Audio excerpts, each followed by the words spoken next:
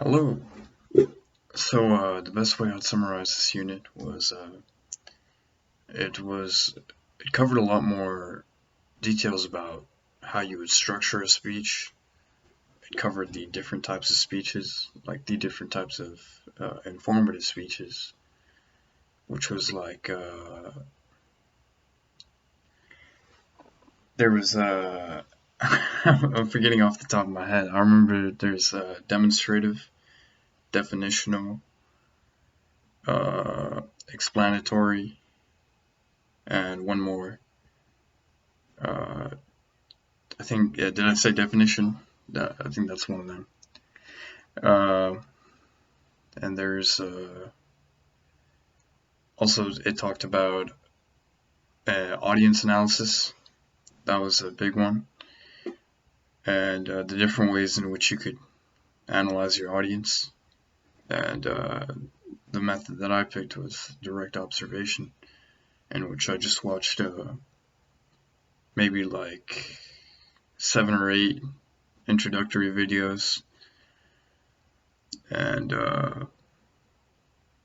but there's, definitely if you're going to make a very professional speech, then you can take the more statistical approach, or you could just do all of it together, like direct observation and also sending out a poll and such, all that good stuff. And as well as all of that, there's also talked about using credible sources. Uh, yeah, and I know there's more to it. Credible sources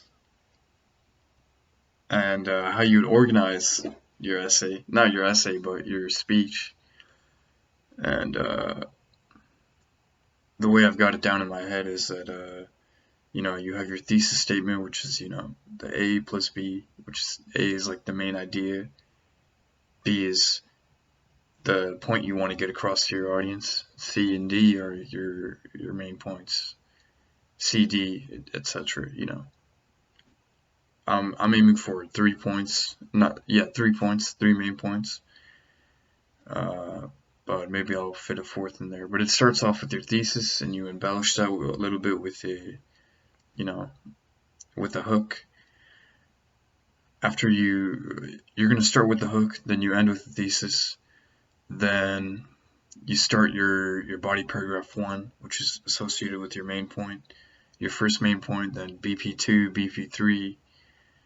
Of course, I'm not going to be writing this down in like an essay format, but I might have like a short piece offhand for me to use. And then a conclusion to wrap everything up, just cover everything but not just repeating the thesis statement. Uh, it's more like the conclusion is more like covering the subpoints that happen in the main points.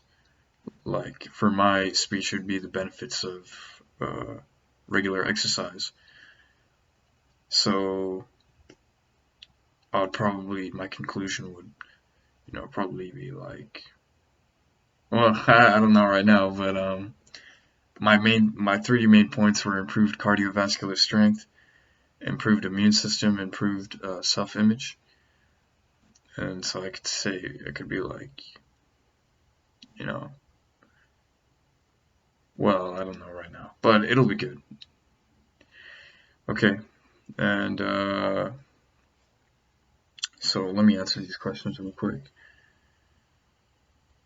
So something in the unit that would be beneficial to anyone studying communication or anyone studying speech would definitely be looking at how you would organize your speech. Just because, if you were to just go on a long-winded rant on your topic without research or anything, it's going to be an opinionated, whatever you're saying is going to be very opinionated and not very factual.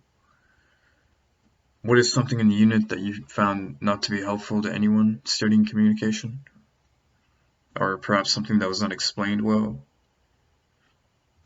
I would say everything was explained well. something that may not be helpful.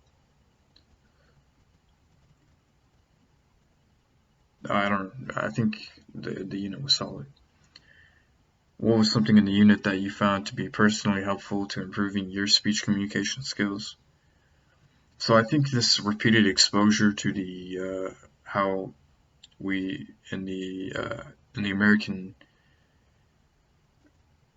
uh, in academia, that's the word I was looking for. In American academia, this repeated exposure to how we structure things in American academia is very helpful to me because I've seen this once in Composition 1, I've seen it once in interpersonal communication. It's the same, the structure that we use, where you have your thesis statement, your body paragraphs, and, you wrap it up with the conclusion. So just seeing it over and over again, I think I've got the hang of it. And it's useful because if I ever decide to make a speech on something I'm genuinely interested in, then, then there you go. I have the formula in my head on how I can do that. Anyways, that's all the questions.